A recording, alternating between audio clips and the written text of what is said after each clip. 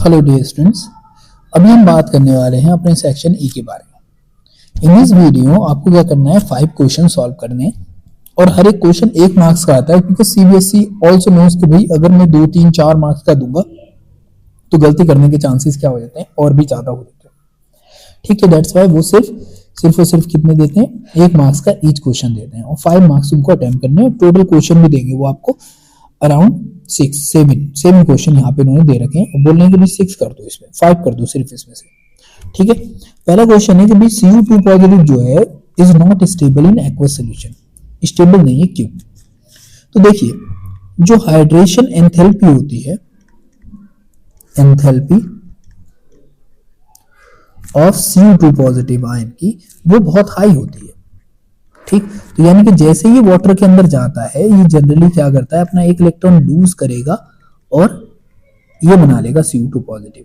तो जो इसकी हाइड्रेशन एंथैल्पी थी वाटर के अंदर एक्वस होने के लिए, वो एंथैल्पी जो इसको मिली है, जो एंथैल्पी इसको मिली है, वही क्या करती है, इसके इलेक्ट्रॉन को निकालने के लिए जो आयोनाइजेशन एंथैल्पी है उससे ज्यादा होती है। यानी कि आयोनाइजेशन एंथैल्पी जो 2 है, IE2, वो क्या है, लेस देन है हाइड्रेशन एंथैल्पी से, जिसकी वजह से ये हमेशा Cu पॉजिटिव से किस में आ जाता है, Cu2 पॉजिटिव में आ जाता है। और यही स्टेटमेंट तुमको यहाँ पे लिखना है। दैट्स इनफ है कि भाई तुमने अगर ये स्टेटमेंट लिख दिया तो तुमको नंबर मिल जाएगा, because the hydration enthalpy of Cu2 positive is higher than ionisation enthalpy of second cation, या सेकंड आयन जो निकालने की जो आयोनाइजेशन एंथैल्पी है उससे ज्यादा होता है।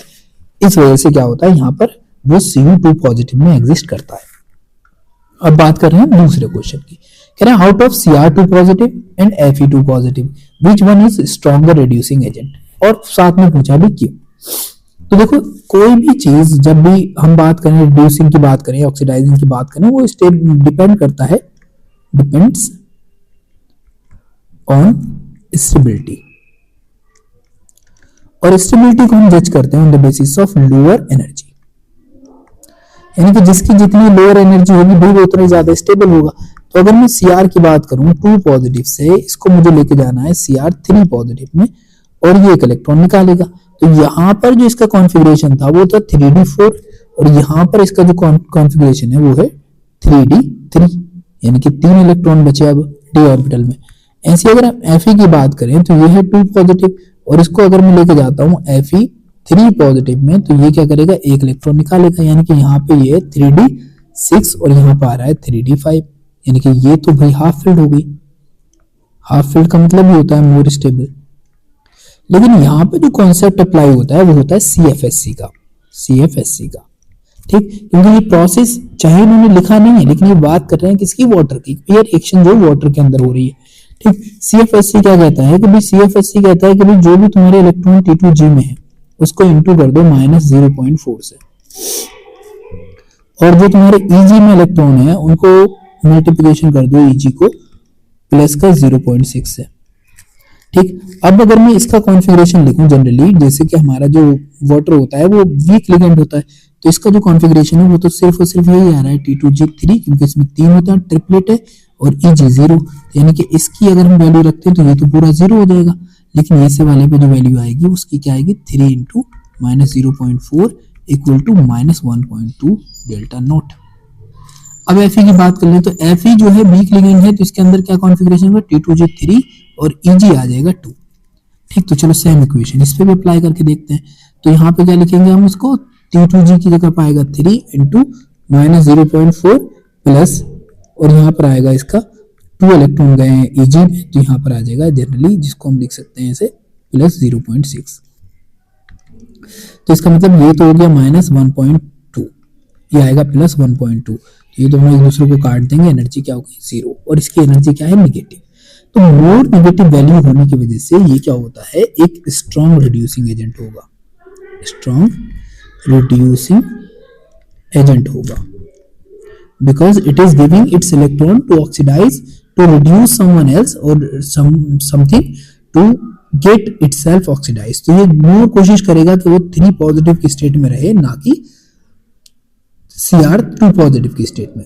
और Fe के केस में वो इसकी कंपेयर में क्या होगा, कम ऑक्सीडाइजिंग स्टेट में जाने की कोशिश करेगा। एटलीस्ट उसके पास हाफ फील्ड है, हाफ फील्ड ऑक्सीडेशन स्टेट मिल रही है, लेकिन वो कोशिश तो कर रहा है और वो जाएगा भी क्योंकि उसकी एनर्जी कम हो रही है, but still it will try कि भैया मैं थोड़ा सा इसकी कंपेयर में कम ही ऐसी रिएक्शंस में पार्टिसिपेट करूं। तो इन दोनों की जो टेंडेंसी है वो टेंडेंसी एक दूसरे से डिफरेंट है बाय द डिफरेंस ऑफ जो हमने अभी डिस्कस किया। अब बात करते हैं हम इससे आगे वाले क्वेश्चन में, क्वेश्चन नंबर 6 के अंदर ये क्या कह रहे हैं, ये कह रहे हैं कि भाई जो एक्टिनोइड कॉन्ट्रैक्शन होता है वो ग्रेटर होता है element to element than lanthanoid contraction, lanthanoid contraction की कंपेयर में। तो अगर हम बात करें लेट्स से एक्टिनोइड की, पहले लेंथेनोइड की बात कर लेते हैं हम। लेंथेनोइड्स, ठीक, इसमें होता है तुम्हारा 4f ऑर्बिटल, ठीक, फिर आता है एक्टिनोइड, इसके अंदर होती है तुम्हारी 5f ऑर्बिटल। और जो कॉन्ट्रैक्शन होता है ना, contraction that is always proportional to nuclear charge, nuclear charge. और साथ में दूसरी चीज जो होती है उसको हम ऐसे कर देते हैं shielding effect. More the nuclear charge more will be contraction, और साथ में शील्डिंग इफेक्ट। जितना कम शील्डिंग इफेक्ट होगा उतना ज्यादा कॉन्ट्रैक्शन होगा, ठीक। अब हम जानते हैं कि एस ऑर्बिटल की जो शील्डिंग इफेक्ट होता है सबसे ज्यादा होता है पी से, पी के बाद फिर डी के बाद सबसे कम होता है शील्डिंग इफेक्ट एफ का। एफ के अंदर अगर हम बात करें तो 4f का ज्यादा होगा किससे, 5f से, और 5f का ज्यादा होगा 6f से, ठीक है। तो अब इस तरीके से अगर हम बात करते हैं तो यहाँ पर जो लेंथेनोइड्स है इनके अंदर कॉन्ट्रैक्शन ज्यादा होने की प्रोबेबिलिटी किस वजह से है, बिकॉज ऑफ क्योंकि 5f का जो शील्डिंग इफेक्ट है that is lower than the 4f, that's why जो actinoid contraction is greater than होगा as compare to lanthanoid contraction, that's the reason, ठीक। इसी पॉइंट को तुमको यहाँ पे डिस्क्राइब करके लिखना था और लिखना है इवन, ठीक। तो इस तरीके से तुम इस क्वेश्चन को बड़ी आसानी से अप्रोच कर सकते हो इफ यू ट्राई। अब बात कर रहे हैं हम क्वेश्चन अगले की, ये हम लोग बोल रहे हैं कि KMnO4 act as a oxidising agent in acidic medium. While अगर हम बात करें यहाँ पर तो ये ऑक्सीडाइजिंग एजेंट एसिड नहीं बेस में भी करता है और न्यूट्रल में भी करता है, ये बहुत अच्छा ऑक्सीडाइजिंग एजेंट है। बस इन्होंने एसिडिक मीडियम पूछा है और बोला है कि इसकी आयनिक इक्वेशन भी लिखो, ठीक है। तो देखो ये है आयनिक इक्वेशन MnO4 माइनस, किसके साथ कराना है, Fe2 पॉजिटिव के। तो ये क्या करेगा, इसको ऑक्सीडाइज कर देगा, तो खुद बना लेगा ये Mn2 पॉजिटिव और साथ में बनाएगा यहाँ पर ये आएगा Fe और इसके साथ आएगा 3 पॉजिटिव, ठीक है। अब इसको बैलेंस करना है, तो बैलेंस करने के लिए क्या करना पड़ेगा, देखो यहाँ पर इसकी ऑक्सीडेशन स्टेट है +7 और यहाँ पे हो गई है +2, यानी कि इसको कितने इलेक्ट्रॉन कंज्यूम करने पड़े होंगे, 5 इलेक्ट्रॉन कंज्यूम करने पड़ेंगे। तो 5 इलेक्ट्रॉन कहाँ से मिल जाएंगे, ऑफ कोर्स इससे मिलेंगे, ये हर बार एक इलेक्ट्रॉन लूज कर रहा है तो इसको एक इलेक्ट्रॉन मिलता जाएगा, तो 5 इलेक्ट्रॉन इसको यहाँ से मिल गए। साथ में बैलेंस करने के लिए ऑक्सीजन हम क्या करेंगे, यहाँ पर ले लेंगे 8 टाइम H पॉजिटिव, जिससे यहाँ पे बन जाएगा 8 टाइम 4 टाइम H2O। ये तुम्हारी आयनिक इक्वेशन हो जाएगी जो इसको एक तरीके से एक्सप्लेन कर देती है। Now we reach to name the metal in the first transition series which exhibit +1 oxidation state most frequently, यानी कि सबसे ज्यादा जो आपको +1 ऑक्सीडेशन स्टेट तुमको देखने को मिलती है वो किस मेटल के साथ देखने को मिलती है जनरली। तो देखो मोस्ट फ्रिक्वेंटली आपको मिलती है ये Cu पॉजिटिव, बिकॉज इसका जो कॉन्फ़िगरेशन होता है वो D10 4s1 होता है। जब ये एक इलेक्ट्रॉन लूज करेगी, यहाँ पर एक इलेक्ट्रॉन निकालेगी, तो इसका कॉन्फ़िगरेशन हो जाएगा 3d10 और 4s0, यानी कि ये फुल्ली फिल्ड है, फुल्ली फिल्ड d ऑर्बिटल, और fully filled d orbitals are always more stable. तो ये इसका रीजन है, और ये रीजन है बिकॉज इसके पास क्या रहती है, फुल्ली फिल्ड d ऑर्बिटल रहती है after losing 1 electron, that's why it exist in Cu2 positive state. अब बात कर लेते हैं हम क्वेश्चन नंबर 5 की। Transition metals and their compounds are good catalyst, यानी कि ट्रांजिशन मेटल्स होते हैं और उसके कंपाउंड जो होते हैं वो गुड कैटलिस्ट होते हैं। और इसका रीजन क्या है, इसका मेनली जो रीजन है वो है बिकॉज ट्रांजिशन मेटल्स एक्वायर्स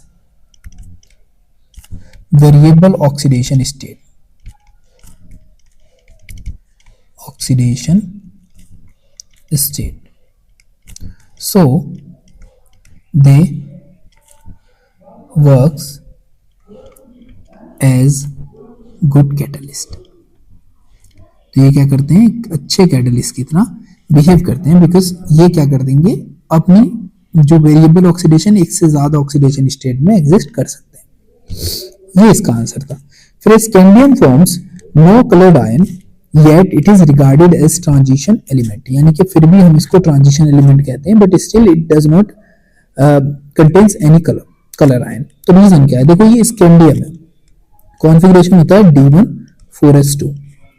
अब क्या करेगा, ये क्या करता है, अपने 2 इलेक्ट्रॉन ये भी लूज कर देता है और 1 इलेक्ट्रॉन ये भी लूज कर देता है, जिसकी वजह से इसका जो ऑक्सीडेशन स्टेट आ जाएगी 3 पॉजिटिव आ जाएगी, और ये 3D के अंदर अब कोई इलेक्ट्रॉन नहीं है और 4s के अंदर भी कोई इलेक्ट्रॉन नहीं है, तो इसकी वजह से ये क्या हो गया, कंप्लीटली एम्प्टी हो गई, कंप्लीटली एम्प्टी हो गई। अब ड्यू टू एम्प्टीनेस यहां पर no electron is available, no unpaired electron is available, electron available, that is lead to the formation of what, कि यहां पर हम बोलेंगे कि भैया यहां पर कोई भी नो कलर आयन फॉर्म होंगे, बट इसके पास क्या है, डी ऑर्बिटल है, दैट्स व्हाई हम इसको ट्रांजिशन भी बोलेंगे एलिमेंट। ऑलराइट, तो ये क्या होगा, हमारा मेन रीजन हो जाएगा, क्योंकि इसमें इलेक्ट्रॉन रह सकता है अगर ये 2 पॉजिटिव दिखाए तब। ऑलराइट, तो ये सारे क्वेश्चन करने के बाद हम पहुंचते हैं अपने नेक्स्ट क्वेश्चन पे, जो क्वेश्चन है 32। One of the good question, इसको अप्रोच करना है, कैसे अप्रोच करेंगे वो हम अभी देख लेते हैं। What type of battery is the lead storage battery, तो सबसे पहला पॉइंट तो यही है, भैया ये सेकेंडरी बैटरी है, क्यों, क्योंकि ये है रिचार्जेबल, यानी कि इसको बार बार आप चार्ज कर सकते हो। Write the anode and the cathode reactions, ठीक है, and the overall reaction occurring in a lead storage battery when current is drawn from it, यानी कि जब इसके बाहर करंट जाता है तो उस दौरान कौन कौन सी रिएक्शंस होती हैं, यानी कि ये क्लियरली बात कर रहे हैं कि भाई डिस्चार्जिंग की बात, ही रिएक्शन बता दो मुझे, डिस्चार्जिंग वाली रिएक्शन, ठीक है। तो डिस्चार्जिंग की रिएक्शन इन्होंने पूछी है, एनोड पर क्या होता है और कैथोड पर क्या होता है। तो ये रहा भाई तुम्हारा एनोड। एनोड पर क्या होगा कि जो तुम्हारा लेड है यानी कि पीवी है, वो रिएक्शन करता है जनरली किसके साथ, H2SO4 के साथ। चलो मैं यहाँ पर तुम्हारे लिए यूज कर लेता हूँ एक सही सारा वर्ड, रिएक्शन करता है SO4 2 नेगेटिव के साथ, किसकी प्रेजेंस में, H पॉजिटिव की प्रेजेंस में, ठीक है। रिएक्शन होगी तो बन के आएगा PbSO4, ठीक है, PbSO4, और साथ में क्या निकलते हैं, इलेक्ट्रॉन निकल जाते हैं। कितने इलेक्ट्रॉन निकल जाते हैं, 2 इलेक्ट्रॉन निकल जाते हैं, और रिएक्शन कहाँ हो रही है, एसिडिक मीडियम में हो रही है, और भैया साथ में H पॉजिटिव यहाँ पर भी प्रेजेंट होंगे। उसके बाद क्या होगी, तुम्हारी रिएक्शन होगी कैथोड पर। अब भाई कैथोड जो बना होता है वो होता है PbO2 का, ठीक, यहाँ पर भी रिएक्शन होगी किसके साथ, SO4 के साथ। तो ये भी क्या करेगा, साथ में ये कंज्यूम करता है आपके इलेक्ट्रॉन, एसिडिक मीडियम में रिएक्शन है याद रखना है, और साथ में ये इलेक्ट्रॉन कंज्यूम करेगा, ठीक। तो हमने जो भी हमारे जो इलेक्ट्रॉन अभी 2 निकले थे वही इलेक्ट्रॉन ये ले लेगा, बोलेगा भाई हमको ये इलेक्ट्रॉन दे दो, ठीक। जैसे ये इलेक्ट्रॉन लेता है रिएक्शन होती है, बन के आता है फिर से PbSO4, ठीक, प्लस, और साथ में क्या निकल जाता है, इसके जो भी रिएक्शन हुई है उसके साथ बाकी का जो होगा PbSO4 के निकलने के बाद वाटर निकल जाता है, कुछ इस तरीके से। ऑलराइट, तो तुमको ये रिएक्शन देखने को मिलेगी। अब अगर तुम चाहो तो इस रिएक्शन के अंदर एक चीज नोटिस कर सकते हो कि हम इन दोनों रिएक्शन को लेस से ऐड कर दें, ठीक है। तो ऐड करेंगे तो सेम जो इलेक्ट्रॉन यहाँ पर यूज हुए थे वही 2 इलेक्ट्रॉन यहाँ यूज हो रहे हैं, जो आयन यहाँ है वो यहाँ है, वही एसिडिक मीडियम इधर है, वही एसिडिक मीडियम इधर है। तो ये सारे के सारे मीडियम को हम कंबाइन करके एक रिएक्शन लिख लेते हैं कि हमारे पास होगा Pb प्लस PbO2 प्लस जो भी जितनी बार भी यूज हो रहा है तो लेस से यहाँ पे SO4 2 माइनस, इलेक्ट्रॉन से इलेक्ट्रॉन ऑलरेडी कट चुके हैं, यहाँ पर H पॉजिटिव, और रिएक्शन होगी बन के आता है PbSO4 2 टाइम प्लस साथ में बनता है इसके 2 टाइम H2O। ये रिएक्शन निकल कर आती है। तो ये हमारी फाइनल इक्वेशन हो जाएगी, जिसको हम इस तरीके से दिखा सकते हैं। ठीक, थोड़ी सी प्रैक्टिस लगती है, इसको थोड़ा समझने में टाइम लगेगा। बस तुमको ये समझ जाना है कैथोड क्या है और एनोड क्या है, देन सारी की सारी रिएक्शन एक मीडियम में ही होती हैं और वही तुमको समझना है। Okay, now we reach to the question number second part of it. What it says, कहने के भाई देखो कैलकुलेट द टाइम डिपॉजिट इतने gram silver at cathode when इतना current is pass through the solution of AgNO3। कोई मतलब नहीं है, सिर्फ AgNO3 मतलब Ag के अंदर। तो ये हम सॉल्व कर सकते हैं by first law of Faraday. वो क्या कहता है, वो कहता है कि देखो भाई, जो तुम्हारा मास होता है वो डायरेक्टली प्रोपोर्शनल होता है IT के। कितना करंट आपने पास करवाया कितने टाइम तक। ठीक, यहां पे इन्होंने पूछा है टाइम के बारे में। W इन्होंने दे रखा है ऑलरेडी और I भी इन्होंने दे रखा है। तो हमको चाहिए क्या है भाई, यहाँ पे हमको M मिल जाएगा मोलर मास। Ag हमेशा एग्जिस्ट करता है पॉजिटिव में, तो यानी कि N की वैल्यू 1 हो जाएगी। और F इन्होंने दे रखा है कि भाई F जो होगा तुम्हारा वो होगा 96500। ठीक, कूलम्ब पर मोल। अब इसी को रख लेते हैं। W का फॉर्मूला अगर हम बनाए तो यहाँ पर आता है ये ZIT, और जो तुम्हारा Z है वो इक्वल टू होता है E अपॉन F के, और जो E होता है वो इक्वल टू होता है Z molar mass upon N, और ये आ जाएगा F। ये सारी वैल्यू रखते हैं हम। तो W इज इक्वल टू Z की जगह पे लिख दो तुम M molar mass N F और यहाँ पे IT। ठीक, अब Ag का N जो था वो कितना था, 1 था। ये जो 1 दे रखा है ऑलरेडी, तो यहाँ पर M कितना है, वो है 108। ठीक, N कितना है, N तो 1 है। F कितना है, वो 96500 है। I कितना था भाई, W कितना है 1.5 है, I कितना है 1.5 है, और T हमको पता करना है। अब ये भी 1.5 है, ये भी 1.5 है, तो सबसे पहले इनको निपटाओ दोनों को, फिर ये सारी वैल्यू इधर ले आओ। तो 95600 अपॉन 108, और जो भी चीज आए इसको काट पीट करने के बाद वही क्या होगा, उसकी वैल्यू आ जाएगी सेकंड में। और यही इस क्वेश्चन का आंसर है। तो सिंपली कोई क्वेश्चन में कोई ऐसी बड़ी बात नहीं थी, अगर तुम इसको यूज करोगे तो ऑफकोर्स कर लोगे। अब बात करने वाले हैं हम और के अंदर जो हमको क्वेश्चन दे रखा है, बोलने में कोलोराश लॉ का स्टेटमेंट दो पहले तो माइग्रेशन ऑफ आयंस का। तो ये बताते हैं कि भाई देखो, इनफाइनाइट डाइल्यूशन पर जो आयंस जो होते हैं उनका जो सम होता है, आयंस की जो मोबिलिटी है उसका जो सम होता है वही कहलाता है इनफाइनाइट। हमको उसको बोल देते हैं लिमिटिंग मोलर कंडक्टिविटी। यानी कि ऐसे अगर मेरे पास एक मॉलिक्यूल है जिसको मैंने बोल दिया AB, तो अगर मुझको इसका निकालना हो मोलर कंडक्टिविटी AB की, लिमिटिंग मोलर कंडक्टिविटी, तो मैं क्या करूंगा, A पॉजिटिव चार्ज वाला इसकी लिमिटिंग मोलर कंडक्टिविटी और B निगेटिव चार्ज वाले की मोलर कंडक्टिविटी को अगर मैं ऐड कर दूं तो मुझको उसकी लिमिटिंग मोलर कंडक्टिविटी मिल जाएगी। तो ये क्या है, यही कोलोराश का लॉ है। आगे बात करते हैं, कह रहे हैं molar conductivity eight infinite dilution for NH4Cl, NaOH, NaCl के बारे में ये दे रखी है, ये सारी की सारी वैल्यूज दे रखी है। फिर कह रहे हैं रिस्पेक्टिवली। तो अब तुम कैलकुलेट करके बता दो इसके बारे में कि भाई इसका क्या होगा। ऐसे क्वेश्चन के कई तरीके होते हैं, लेकिन एक तरीका है जो मुझको बहुत अच्छा लगता है। ठीक, कि आयन की फॉर्म में कब तक हम करते रहेंगे, तो उसके लिए जरूरी है कि 3 मार्क्स का क्वेश्चन है, इसको एक बेटर तरीके से करते हैं। जैसे NH4Cl की अगर मैं रिएक्शन करवाऊं NaOH के साथ, तो रिएक्शन प्रोसीड करेगी और मेरे पास बन के आएगा NH4OH और साथ में आएगा NaCl, इस तरीके से। ठीक है, अब मैं इसको दिखाता हूं कि इसकी मोलर कंडक्टिविटी NH4Cl, इसकी मोलर कंडक्टिविटी NaOH, और इस एरो को हम ले लेंगे equal to molar conductivity NH4OH और इसकी मोलर कंडक्टिविटी आ गई लिमिटिंग मोलर कंडक्टिविटी NaCl। अब मुझको पता किसकी करनी थी, मुझको पता करनी थी इसकी, तो मैं इस वाली वैल्यू को इस इधर ले आऊंगा। तो ये यहाँ पॉजिटिव में, तो इधर आके क्या हो जाएगी, निगेटिव में। तो मैं इसको यूं दिखाता हूँ, मोलर कंडक्टिविटी ऑफ NH4OH ये चाहिए मुझको, तो ये दोनों प्लस में रहने की है। तो यहाँ पे NH4Cl plus molar conductivity of NaOH, फिर माइनस लगाओ, फिर यहाँ पे limiting molar conductivity of NaCl।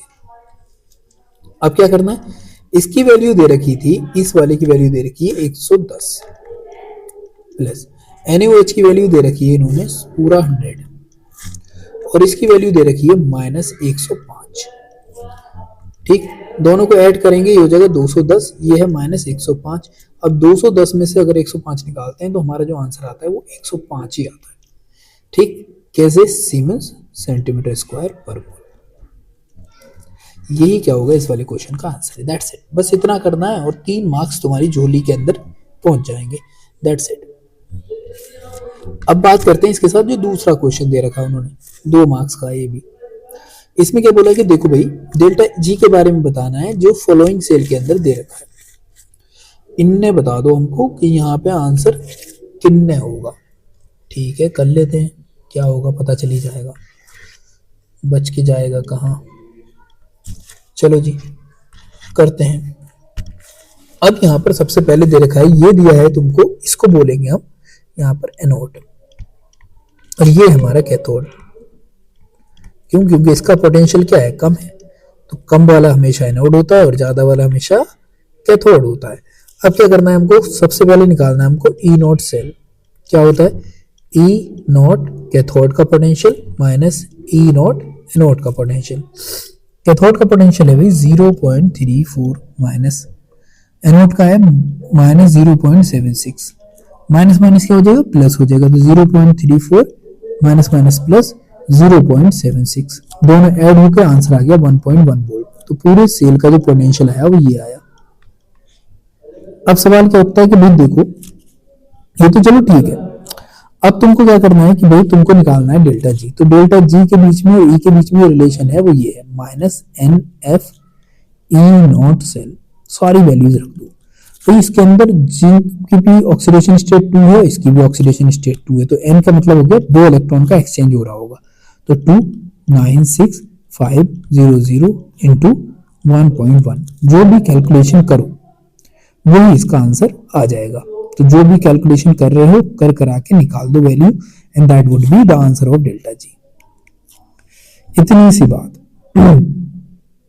अब बात करने वाले हैं हम कुछ क्वेश्चंस की जो हैं हमारे क्वेश्चन नंबर ए के अंदर, और ये लास्ट क्वेश्चन है 33, इसका पार्ट है 1। ये 3 नंबर का क्वेश्चन है, ठीक है। तो इसमें इन्होंने इसको भी पार्ट में डिवाइड कर रखा है and we are going to solve them. कह रहे हैं एसीटोन का ट्रीटमेंट करवाओ सेमी कार्बोजाइड से। तो भाई सेमी कार्बोजाइड होता है ये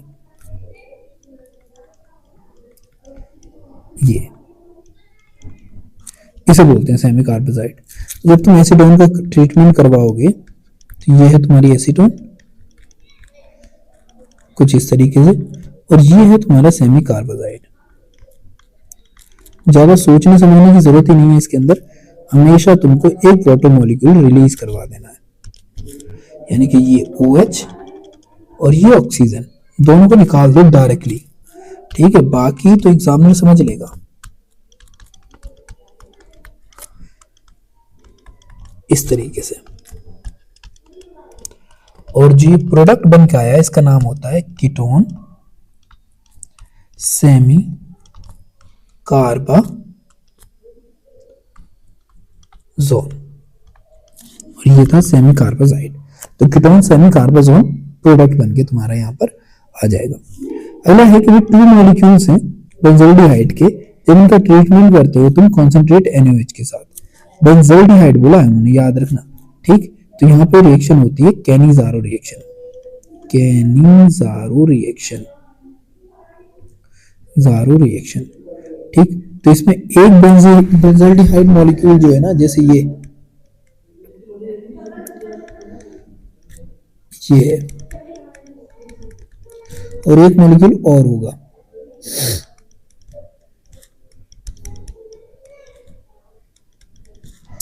इस तरीके से।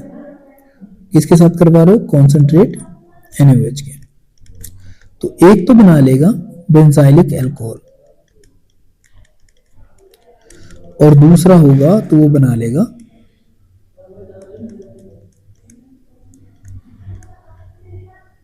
इस तरीके से सोडियम बेंजोएट, इसमें क्या हुआ है, एक का ऑक्सीडेशन मॉलिक्यूल का और एक का रिडक्शन हुआ है, तो ये डिसप्रोपोनेशन रिएक्शन होती है,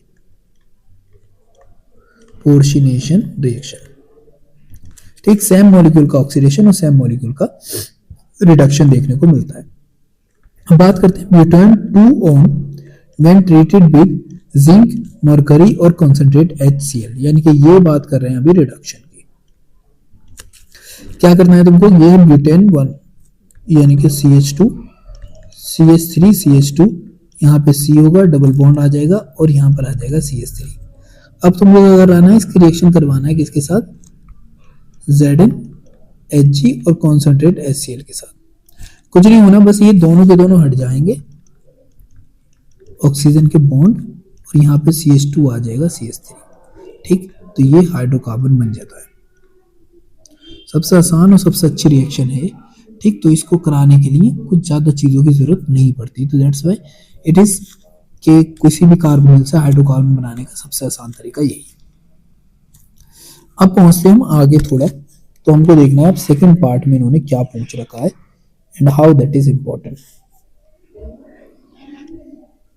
ठीक है, ओके, लेट्स से क्वेश्चन कह रहे हैं कि भाई अरेंज द फॉलोइंग, चलो अरेंज करवा लेते हैं फॉलोइंग को, इंक्रीजिंग ऑर्डर ऑफ एसिडिटी या एसिडिक स्ट्रेंथ, यानी कि जो भी एसिडिक स्ट्रेंथ है इनकी उसके अंदर अरेंज करके दिखा दो।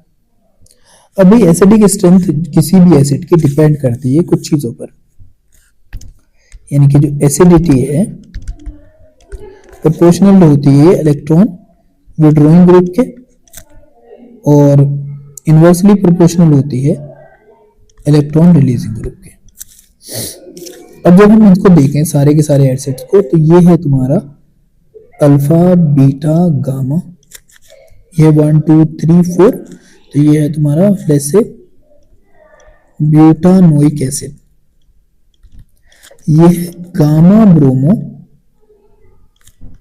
ब्यूटानोइक एसिड,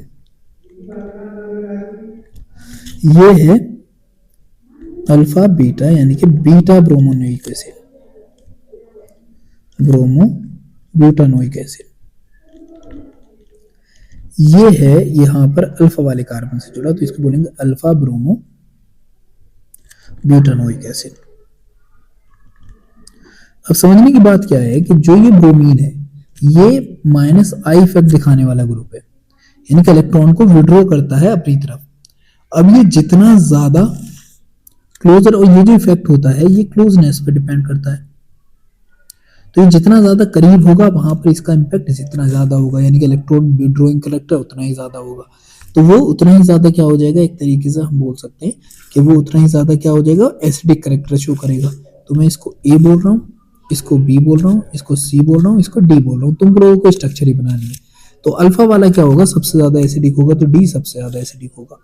ठीक, फिर बीटा वाला आ जाएगा यानी कि C आ जाएगा, फिर B वाला आ जाएगा क्योंकि यहाँ पे ब्रोमीन गामा पे जुड़ी हुई है, और फिर आ जाएगा हमारा A वाला। ये ऑर्डर हो गया। यहाँ पर भी आ जाओ, चलो कह रहे हैं बेंजोनोइक एसिड है, ये रहा बेंजोनोइक एसिड,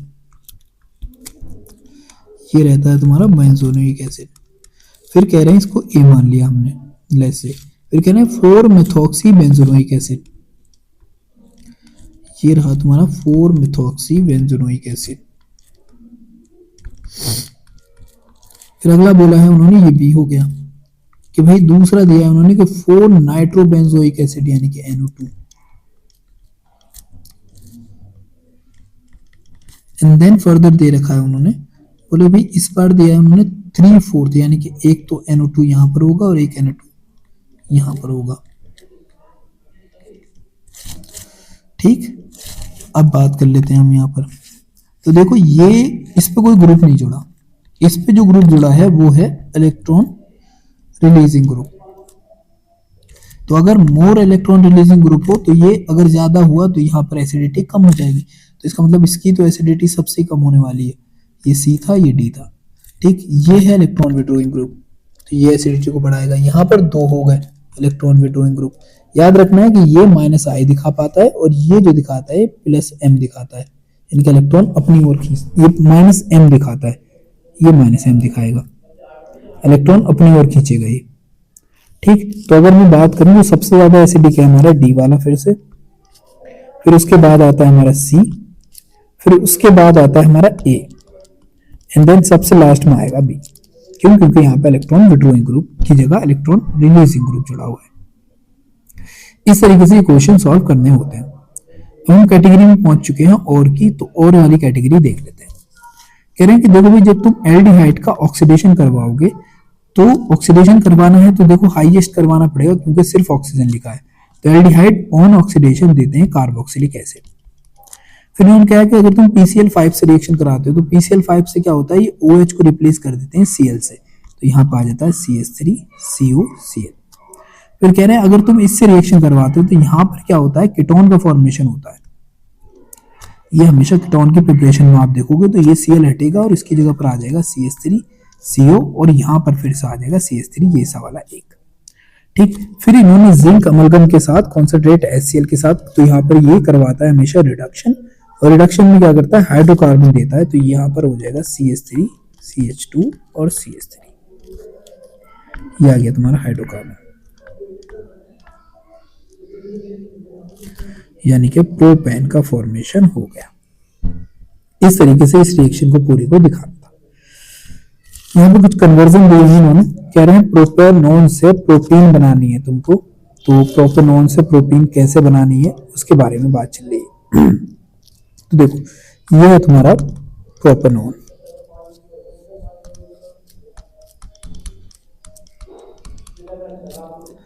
ठीक। सबसे पहले क्या करवाओ, इसका करवाओ आप रिडक्शन,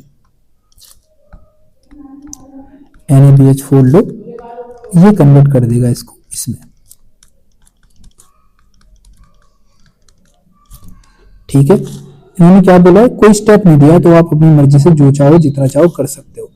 अब यहाँ पर रिएक्शन करवा दो इसकी आप जनरली ZnCl2 HCl के साथ, तो यहाँ पे बन के आ जाएगा ये। वैसे तुम करवा सकते थे, यहाँ से भी हो जाएगा और इस साइड में भी हो जाएगा एसिडिक हाइड्रोलाइसिस, जिसको बोलते हैं हम डिहाइड्रेशन, और तुम्हारे पास प्रोडक्ट बन के आएगा CH3CH डबल बॉन्ड CH2, यानी कि आपकी प्रोपीन बन जाएगी। अगर तुम इस साइड से जाते तो Cl आता और फिर यहाँ पे आता CH3, और यहाँ पे करवाते आप QH, वो भी एल्कोहलिक, तब भी तुम्हारे पास सेम प्रोडक्ट आता है, यही सवाल है, ठीक, by the beta elimination. Alright, अब बात करते हैं बेंजोइक एसिड से बनाना है तुम्हें बेंजल्डिहाइड, तो ये रहा तुम्हारा बेंजोइक एसिड। सबसे पहले रिएक्शन करवाओ लिथियम एल्युमिनियम हाइड्राइड से, तो सबसे पहले तुम्हारे पास बन के आएगा यहाँ पे CH2OH, फिर इसका क्या कराना है, तुमको ऑक्सीडेशन करवा देना है, तब यही बन जाएगा तुम्हारा। डायरेक्टली नहीं हो पाता तो दैट्स वाई हमको ऐसे करवाना पड़ता है ऑक्सीडेशन, तो ये हो जाएगा। फिर बात कर रहे हैं एथेनॉल से ब्यूटेन ब्यू इनॉल बना लो, इनॉल बना लो एथेनॉल से, यानी कि ये है, इससे बनाना है तुमको ये CH इस तरीके से,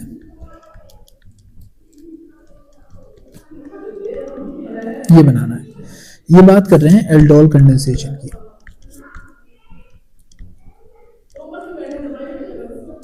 इसकी प्रेजेंस में होता है ये डाइल्यूट NaOH का, ठीक है। तो सबसे पहले क्या होगा कि ये जो है आपका एल्डिहाइड, उसकी रिएक्शन करवाएंगे हम NaOH से, ये आएगा और इस एसिडिक हाइड्रोजन को यानी कि अल्फा हाइड्रोजन को ले जाएगा, तुम्हारे पास बन के आया CH2 माइनस CH2। अब ये अटैक करेगा किसके ऊपर, दूसरे एल्डिहाइड ग्रुप के ऊपर,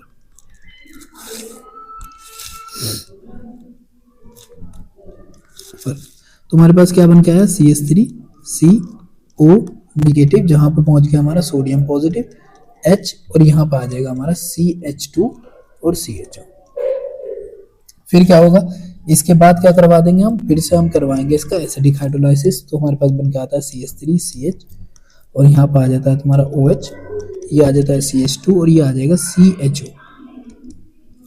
then what you really need to do, तुमको सिर्फ हीट करना होता है और इससे वाटर मॉलिक्यूल निकल जाता है। बिल्कुल, एक हाइड्रोजन इधर से और एक OH इधर से।